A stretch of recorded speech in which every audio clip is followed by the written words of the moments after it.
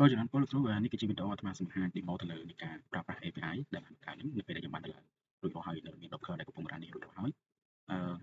ai praជាមួយ speaker ដែលមាន data មកបានដាក់នេះក៏បានមួយទៀតមកក៏បានរៀបចំជា postman ប្រើជាមួយ postman ក៏បាន API postman ក៏បានអញ្ចឹងអាត្មាសូមបង្ហាញទៅលើ speaker ចុះចំកាន់ speaker នេះ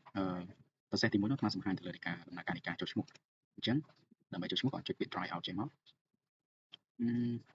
អានេះ string ដោយសារតែអាត្មាអត់បានរៀបចំតែការអាត្មាសូមតែការ postman វិញ postman អាត្មាបានរៀបចំទៅនៃទុកហើយ CF ចឹងព្រោះឥឡូវអាត្មាសូមចុះឈ្មោះអតិថិជនថ្មីមួយណាអាត្មាសូមចុះឈ្មោះអតិថិជនថ្មីមួយគឺជាដំណោះអាត្មាសូមតែទៅលើ validation មួយសិនអាត្មាសូមដាក់ email input email តើវា404លុបនេះ save ឲ្យសិក្សានេះគឺអត់ជោគជ័យទេ error please provide ability matrix គឺអត់ត្រឹមត្រូវ pattern វាអញ្ចឹងសូមដាក់ឲ្យត្រឹមត្រូវមកវិញតែជាឬក៏ email ឬក៏ outlook អីជាដើមលេខទូរស័ព្ទឥឡូវទូរស័ព្ទនេះនៅក្នុងនោះមានហើយចាប់ចាំសូមតែ validation ទៀតព្រោះនេះ email គឺត្រូវបានគេចុះឈ្មោះហើយយកឲ្យចឹងមកសូមដាក់ពី3ពូនេះក៏ត្រូវបានគេចុះហើយដែរអញ្ចឹងសូមដាក់0ចឹងដាក់ត្រឹមប៉ុណ្ណេះ customer ID នេះគឺអាចបញ្ចូលក៏បាន null ក៏ទុកឲ្យ null ទេក៏បានបើទុក null ទៅគឺនៅខាង API នឹង generate unique នឹង generate random ឲ្យមួយអាត្មាដោយសារអាត្មាបានដាក់ API នោះគឺឲ្យបើសិនណាបើ customer ID នេះគេ set null ទេគឺនឹងឲ្យខាងនោះ generate random ឲ្យមួយឲ្យ unique ID មួយ image នេះគឺ default ឲ្យ null សិន reference code គឺអាច null បានប្រភពចំណូលរបស់គាត់បានមកពីណាហើយនឹងប្រាក់ខែរបស់គាត់ range ប្រាក់ខែរបស់គាត់វិស័យនៃការងារមុខរបររបស់គាត់គោលបំណងនៃ account គោលបំណងនៃនេះព័ត៌មានតសិនបានឬក៏ព័ត៌មានតសិនបានឬក៏ passport បងអញ្ចឹងឡើយនេះ ID type គឺជាប្រភេទគេគឺមានពីរប្រភេទដែលអាត្មាបានចែកមកក្នុងវិញគឺអាចជា passport ឬក៏ជាអត្តសញ្ញាណប័ណ្ណជាតិបងហើយលេខអត្តសញ្ញាណប័ណ្ណឬក៏លេខ passport ហើយនេះគឺជា expire date អញ្ចឹងអាត្មាសូមដាក់បញ្ចូលនេះកន្លែងនេះអាត្មាបានទុក validation ដែរបើសិនបើគេបញ្ចូលប្រភេទ expire គឺបានថាបញ្ចូលធំជាង2025ក៏បានដែរតូចជាង2025ក៏បានបើសិនអត្តសញ្ញាណប័ណ្ណ expire ឆ្នាំ2024ដាក់ទៅគឺនឹង error អញ្ចឹងឥឡូវអាត្មាសូមតេស្តមួយ24 identity card already used with សូមដូរដាក់40ប៉ុណ្នេះidentity card expire អត់បានទេទោះតែធំជាង2025ទៅអាចប្រើបានអញ្ចឹងនេះ surname នាមតកោរបស់ព័ត៌មានអានឹងអាស័យដ្ឋានទីកន្លែងកំណត់របស់គាត់ខ្ញុំមកសូមដាក់34វិញ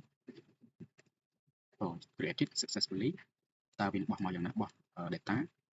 ហើយតំណែងដែលបានបញ្ចូលហើយនឹងនេះ random ID ដែលបានបង្កើត custom ID ព្រោះឲ្យរាល់ address មួយនឹងបញ្ចូលនៅ custom ID នឹងចូលហើយនេះគឺជា mistake ហើយ status ដែលថាបោះទៅគឺមាន true or false សម្រាប់ error គឺនឹងចេញទៅជា false វិញជា timestamp អញ្ចឹងព័ត៌មាននេះនឹងត្រូវបាន sell ចូលទៅកាន់3 table គឺ table address table placeable ហើយនិង table identity card ដែល table មួយនឹងទាញយកនៅ custom ID ទៅជា key បាននេះគឺជា process នៃការ register អញ្ចឹងមកសំឆែកមើលតាមស្វែងរកអតិថិជននេះតាមរយៈ ID មួយតែនេះ ID គាត់ចូលប្រើ get short តនេះមក success 200ហើយបានព័ត៌មានមក operation completed successfully ទាញ identity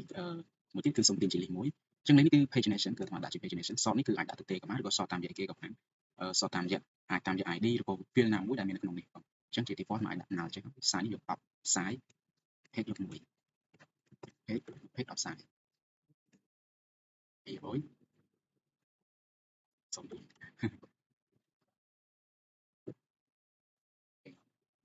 ្ចឹង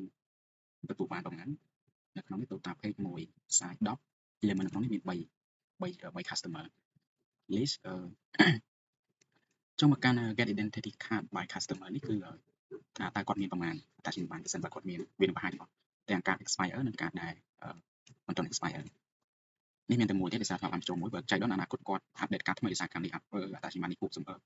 expire ទៅគឺអានេះនឹងទៅជា inactive វិញអត់លុបទេយើង update ទៅជា inactive ហើយនឹងដាក់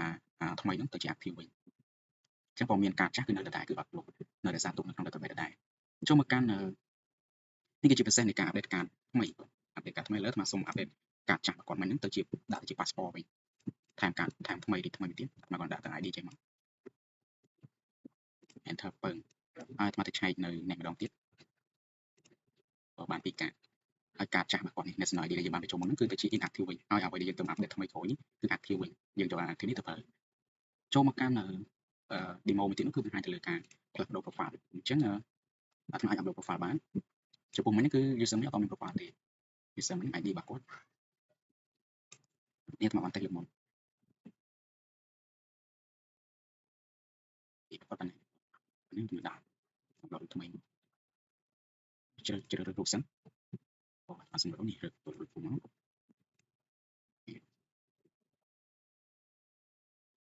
ឲ្យពេច upload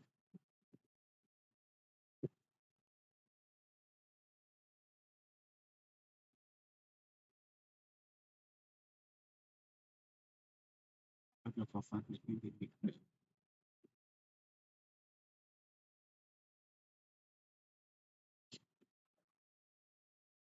ដាក់រូបនេះឲ្យពេច send យ៉ា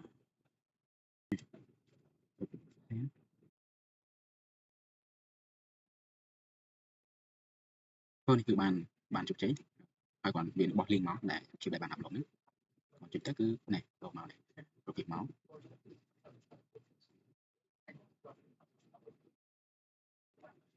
ចូលចុចតិចបន្តមកសុំឲ្យលោកគ្រូថាតើរូបភាពហ្នឹងនឹងទៅរក្សាទុកនៅណារូបភាពគឺរក្សានៅក្នុងមូលដែលយើងបានបង្កើតនេះឯងគឺចូលមកកាន់ Spring Boot នេះមកហើយដែលបានបង្កើតជាមួយ container មូលនេះអាត្មាឈ្មោះកាន់ក្នុង profile ដាក់ឈ្មោះថានេះគឺ digital bank customer service upload data ចុចមកគឺ folder ឃើញ folder មួយឈ្មោះ profile ហើយឃើញរូបភាពដែលយើងបាន upload ទាំង profile ហ្នឹងគឺមកនេះទាំងបើជាកិច្ចបន្តមកសុំចរានពលនេះលោកគ្រូ